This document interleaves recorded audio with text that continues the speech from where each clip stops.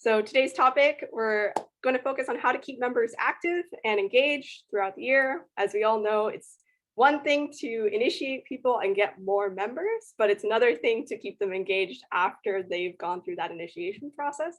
So our panelists will help us today with understanding what that looks like at their chapters and give you guys some helpful tips and tricks for how that might look for you. So why does it matter? We've all been in the position where you can get people in to Tau Beta Pi as an organization, but then after initiation, you feel like you don't see any of those initiates ever again. We want to make sure that stops and that your membership increases as a whole, not just with people that you initiate every semester, but with people that you retain because they find value in the events that you put on or in the activities that you do within your campus and as an organization. And so this is that cycle. If you increase, you can go one direction or the other. So if you increase if your image is good, then you have good membership. If you have good membership, you can get more leaders and good leaders. And if you have good leaders, you can make more activities that bring more people into the organization. So just something to keep in mind as we're talking about this today. But one popular strategy is having an activity points system. So this is that idea where members can get points for going to an event or an activity that your chapter holds. So say you have a limit of say 5 activities. If you can go to 5 events throughout the semester, then members get an active status kind of stamp basically, and they're considered active as a member for that semester. And then that could lead to some sort of a reward towards the end. So I know some groups do getting a discount on stoles and cords if you stay active for all of your semesters up until graduation, or you can get like some sort of prize, a gift card or something like that. So that's one way to get people to keep coming, is to maintain their active status for that incentive. Another option is to engage people at general body meetings or general meetings. So you want to make general meetings and events in general worth attending. That's bringing that value back and making sure people feel like Tau Beta Pi is valuable to them, and so they should be going to these things and they will have a good time if they go. So a couple ways to do that. Food is a huge incentive. If you can get food at an event, you will be surprised how many people will be there. But also make sure you're organized, you're prepared, the way your officers come off, like how they set up the event, how the event is run is a big deal, and it leaves a lasting impression on candidates and members. So you want to be organized, you want to have fun, you want to create that draw so that people keep coming back for more.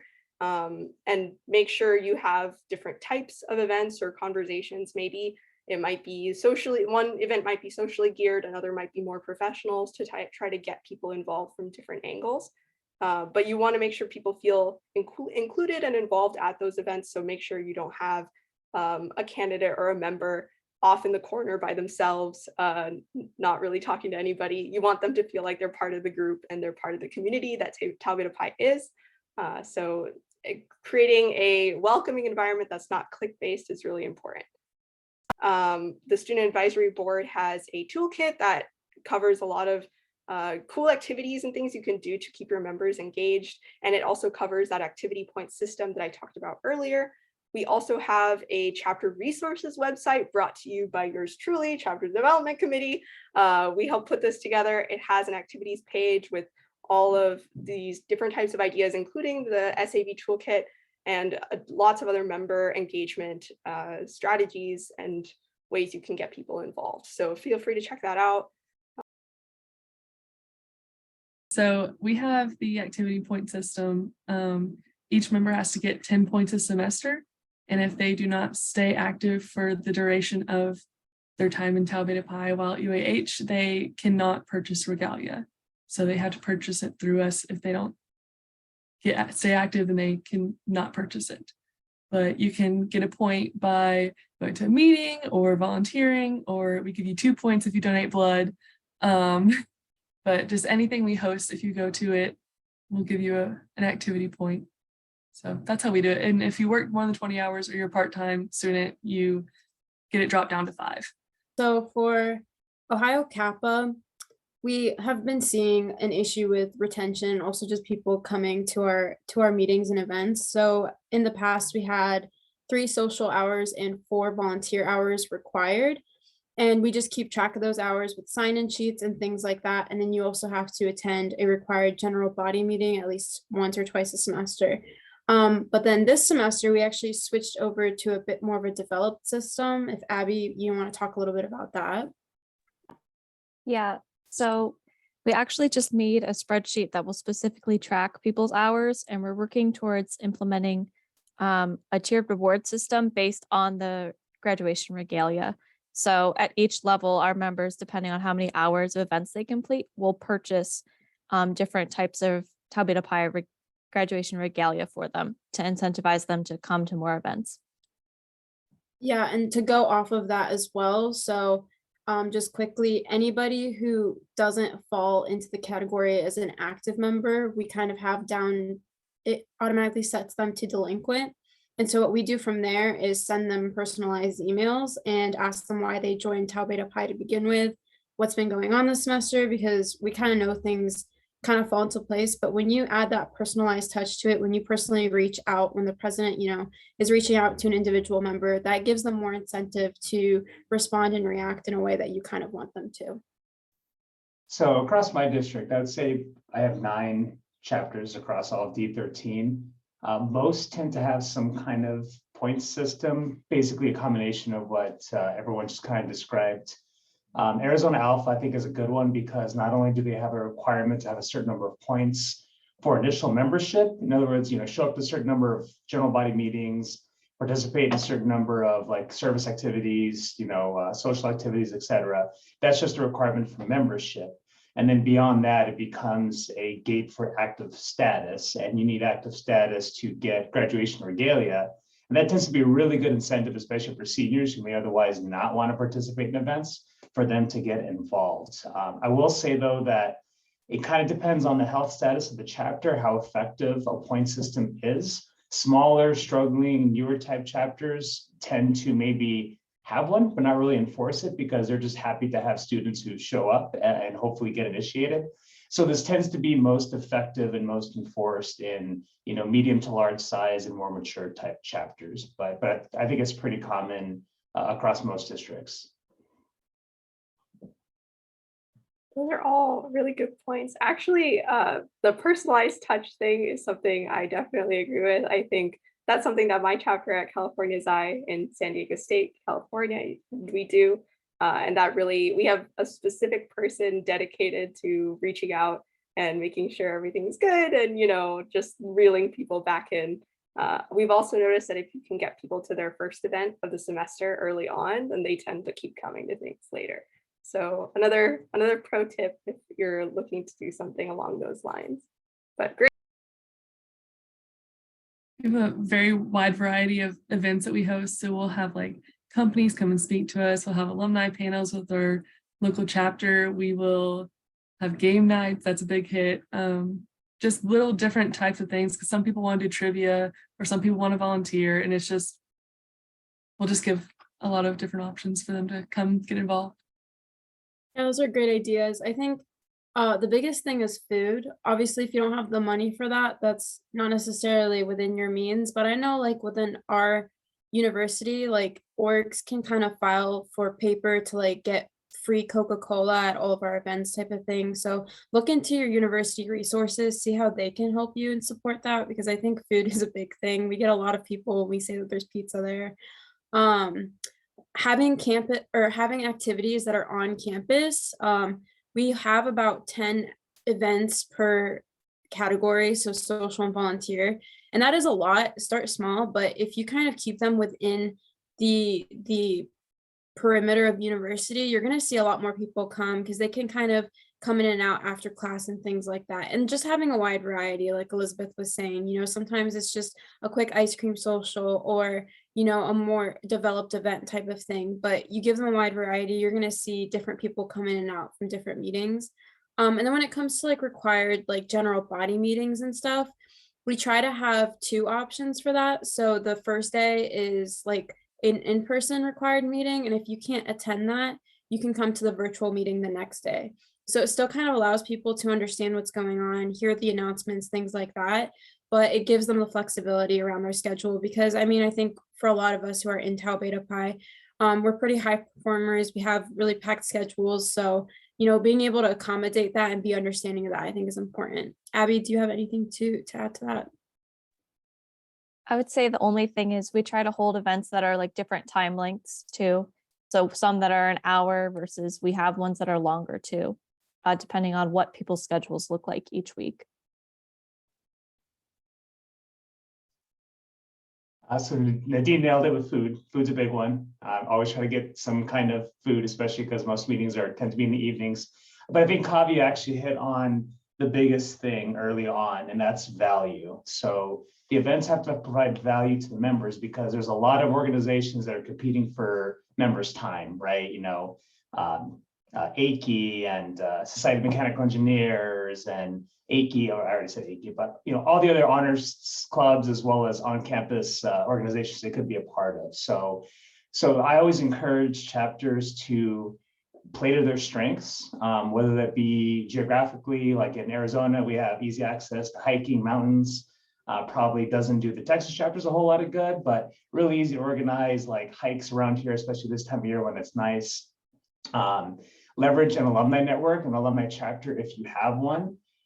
Generally, the most well-attended events I've seen tend to have guest speakers from off campus, just because, and followed shortly by on-campus professors and such, but they tend to have easier access to those. So if you get somebody from a local organization or a local alumni member who can come in and just give some kind of professional development chat, or even talk about maybe a mini info session on the company they work for, or even advice on grad school versus going to industry, whatever it could be.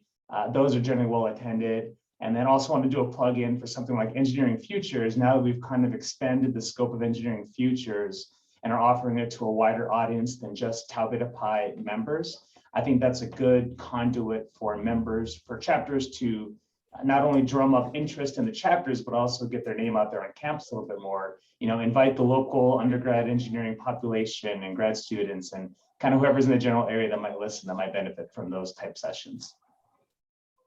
In regards to the variety, having a large variety of things is really great. So Elizabeth, when you mentioned that, I was like, yes, because we do that. We have social events, professional events, community service events, sort of cater to everyone's needs. And if you're a commuter school, that's really nice because people can come to, and hybrid has worked out really well for us because people can attend things and they don't have to drive to campus. So if you're a commuter school, that's huge. Take advantage of that. And virtual means you can get speakers from across the country for professional development stuff. So use that to your advantage. You don't have to make people fly out anymore, which is great. And you're not limited by whoever is in the area. One other thing that I think might be that's worth looking into is if you have a lot of students who are part of Tau Beta Pi at your chapter who are also part of other orgs. One thing that my chapter does is we will give a point to somebody who, kind of like Elizabeth, what you mentioned earlier, a point for someone who is part of an officer in another org. So you have one less event you need to do to stay active. Then you'll also get a point for if you invite somebody else. So if you can get another person to join Tau Beta Pi and you bring someone in and they fulfill, we do interviews as one of our initiation requirements. So if you can get somebody through the interview process and able to join, then the member that brought them in gets an event credit counted towards their activity or their point system as one of their events for staying active. So that's a nice, easy way to get people to join and for people to stay active because they're actively looking for new eligible people to help join and they add to your cause. So that's another couple of quick things to keep people engaged and involved. I would say we have 2 events that are very highly attended. So we have a headshot event that we do every year. So we get a local photographer from our school and we will have them take the photos for us and we will offer it for free for our members and for anyone else for $10. And so they get 3 headshots for $10 and it's very popular. Then another one is Pi Day. So we get the professors involved. So you Pi professors and then we have a Pi walk and Pi recitation and just all these things, and it lasts for the entirety of the day, and it just gets everyone on campus and all of our members involved. For Ohio Kappa, there's an annual event that Abby can talk about that people really enjoy. But something we just added this semester was a Halloween event where we kind of did a trick or treating type of thing, but with our advisors. So we got a bunch of candy and bowls and put them in the advisor offices. And then whoever just kind of stops by, grabs some candy, talks to an advisor, can sign their name up, and then they get an event hour credited to their account. And I think that was a pretty good idea because for us, we don't really get a lot of face-to-face with our advisors at all. And that was something that we kind of noticed. So it was a great way to get, I believe we had about like 20 people actually participate. So it was really cool to kind of see. And I'm sure the advisors really enjoyed actually meeting people face-to-face, especially after COVID. So, you know, that didn't take a lot of planning. It was just candy and you're putting it in offices and you just had people sign up. So it's a pretty low budget, easy, not really a lot of effort on your end to be able to organize, but you're still getting a lot of interaction from your students. So. And then kind of adding to what Nadine said, we have one particular social event that's popular that we hold every semester. So we have an ice cream social. So we'll go to a local ice cream place in downtown Akron. The whole group of us will walk together and we get ice cream and we hang out for an hour. So you're providing food and then it's a quick, timely event at the end of usually a weekday, so a lot of people can attend. And then we also, in terms of volunteer events, another popular one that we'll host is a stadium cleanup. So the athletics department at our school doesn't have a lot of staff, so they'll actually reach out to student orgs. And if we agree to come help and provide at least 10 members to come clean up after a sporting event, they'll also agree to pay us. So it's a way for our chapter to raise funds, but also promote service on campus. And those ones are very popular for members because they'll either go to the games beforehand or it's only an hour and it's usually late at night. So at that point, they don't have any commitments for class or other orgs for the rest of the day. Arizona Alpha Pi Day is a big one. So we do an annual mixer with the local Tucson alumni chapter. So if there's an alumni chapter in your area, that's maybe a good opportunity just to get them on campus to mix and mingle with students. New Mexico Beta, which is University of New Mexico in Albuquerque, they actually did the Adopt a Highway project. So they've sponsored a portion of highway in, I don't know if it's I-40 or I-25 in New Mexico, but they'll do a semesterly cleanup. They'll get all the members out there and kind of do that. So it's kind of a unique thing. It says on there, like, you know, sponsored by Tau Beta Pi, you know, NMB chapter, which is, you know, kind of a good marketing thing. New Mexico Gamma, who is New Mexico Tech in Socorro, New Mexico, they do a dog walk and volunteering session with the local Socorro animal shelter, and nobody's going to say no to playing with puppies and cats. So maybe another opportunity for people who have any kind of local shelter in their area. I think that is a interesting question. I think we're still trying to figure that out ourselves. I think, again, the biggest thing is keeping them local and even better, keeping them on campus. So kind of why reinvent the wheel, I guess. A lot of orgs on campus are already holding events such as Replay for Kids, where you're rewiring toys to make them more accessible.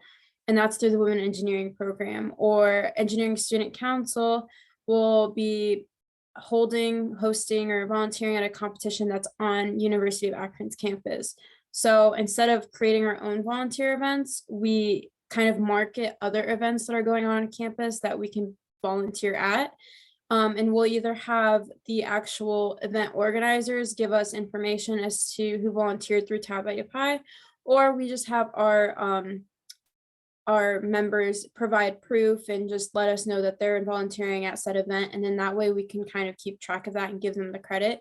We also do something where, you know, we do a case-by-case basis review on volunteer hours. So, you know, a lot of times people are really busy or they're already volunteering tutoring at like 10 hours a week every week. So it's like, how are they going to do more on top of that? So if they provide proof and like the amount of volunteer that they do and what it is, we'll kind of accept or decline based on that and allow it to count towards Tau Beta Pi hours. So just being a bit receptive to their schedules, but also using, again, the resources you already have at hand. I'm sure your university is already hosting a lot of volunteer events. So what are ways you can either collab or give them credit if they do something on campus? We have like a separate form that our members have to fill out if they do community service off campus, but we also make it easier for them to complete community service to stay active, which I know besides the point system, but for like our social and our professional development and all those things, we put caps on it.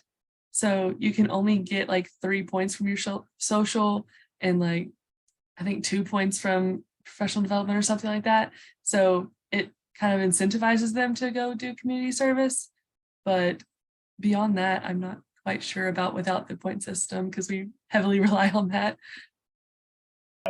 I found the most effective ones to get people involved that aren't just points based tend to be things that are either play to the strengths of the engineers, or they're maybe a little bit different, or maybe even organizations that are a little underserved that people believe in. And one good way might be just to set up a Google poll or something with your membership and ask like, hey, if you wanted to get involved with a local organization, who would it be? Like, don't give them a drop down, just let them name a whole bunch of local organizations and charities and organizations that might have some kind of volunteer need.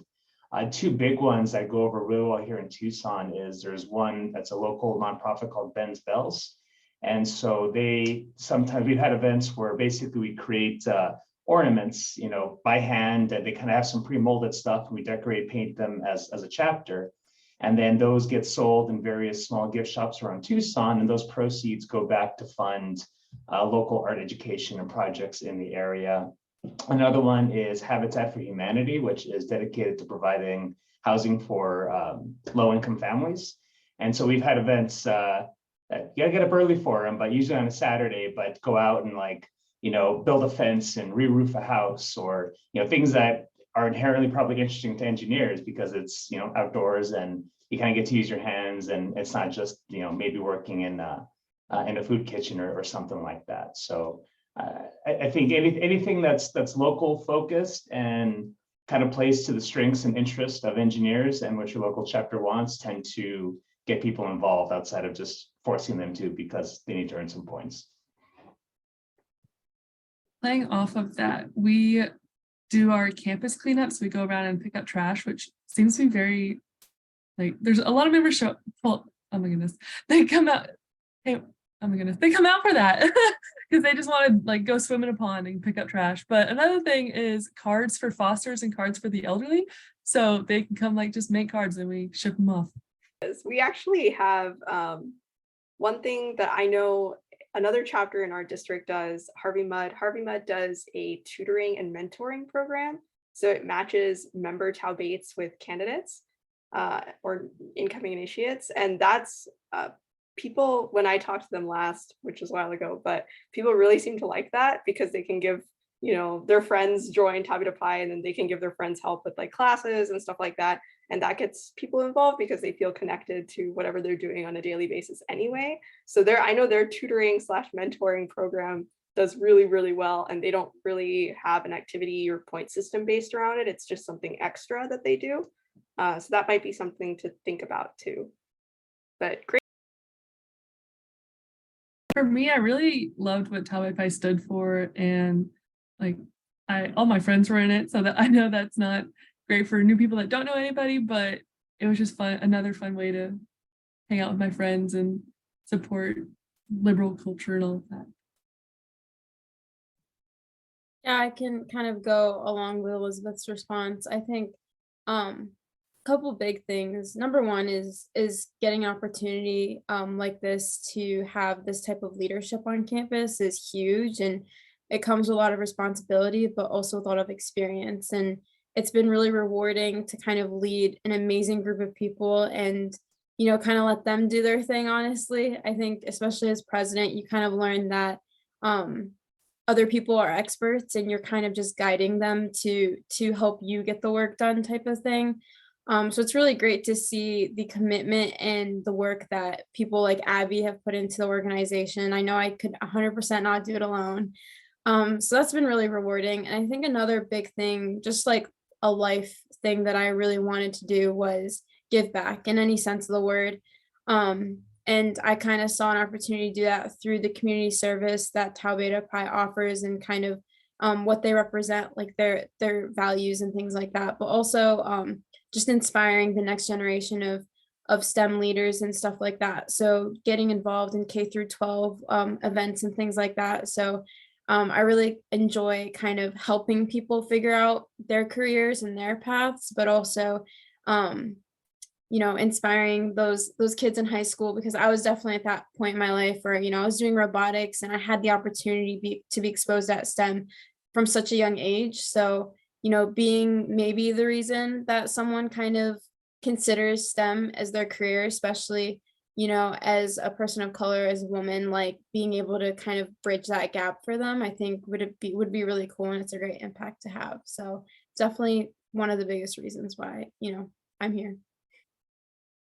And I can reiterate a lot of what Nadine just said. I think initially when I joined, I was really looking at the professional development and networking aspects that go along with being part of a national organization like this. And then once I was a member, I kind of realized how great it was to be able to network, even just with engineers in different disciplines outside of my own major at the university. And then this past fall, going to convention was great to even network then with people from across the country. And holding a leadership role has been a really great experience. And I definitely think it's improved my leadership, organizational, and management skills just as an engineer that will then be going into industry soon. So I think all of those things have been very valuable I wouldn't have gotten if I wasn't a member in Tau Beta Pi. For me, it kind of started where I wasn't really involved with a whole lot of things. Being a nice, somewhat introverted electrical engineer throughout most of undergrad, that was pretty common, at least amongst our group. But so then I got invited to Tau Beta Pi. I'm like, okay, like this is a legit organization.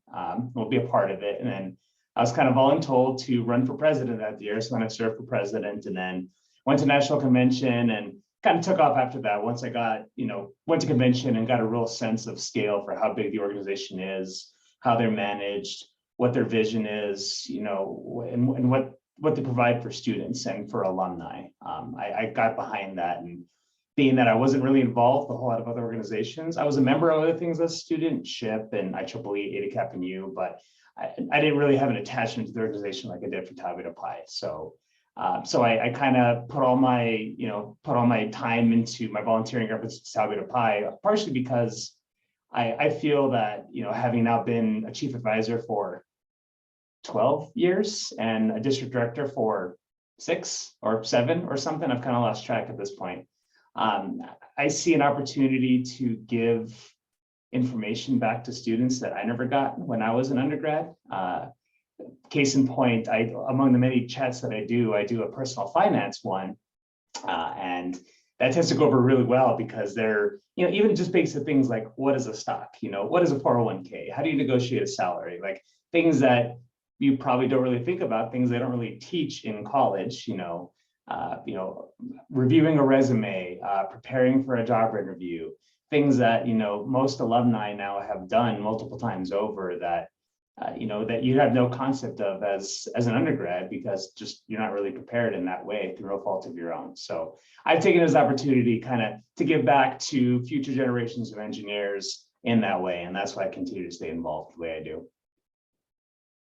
And there's a gap a lot of times, a lot of schools for students to make that transition into professional life. And in my own experience in school, that was the case as well. To have an opportunity where not even just as officers, but if you're in a chapter, it's engaged, right? You have that opportunity to grow as an individual and prepare not only for the workforce, but the rest of your life, right? You've got an opportunity to make friends that you could have the rest of your life. I think this fills a very specific role, and as officers, you can kind of guide your chapter to what you want it to be, but just for your membership in general, it's an amazing opportunity. So it's really, that's the value one can communicate when recruiting new members. So great answers from everybody. I thought that was awesome. A big thing that I noticed is your first impression is really important. So when we get new candidates to join our organization, so before they become initiates, we have like new member orientation meetings, and we kind of give them the rundown. And I think if you express the importance of the requirements and kind of let them know like, hey, you got to get this done, you're going to get in like a fresh rotation of initiates and members that are going to be a bit more active, that are going to be a bit proactive about getting their hours in. So just, you know, being organized and coming off that way, even if you don't feel like it, it actually kind of gives you a really good head start. But one thing that we do that we recently started doing that's been a really big success is we do committees. So we'll have and this is really helpful if you need extra hands to run events, because you can set up a committee for specialized things. So like we have an image and marketing committee, and we'll have like an initiation banquet committee, and then people who care about specifically setting up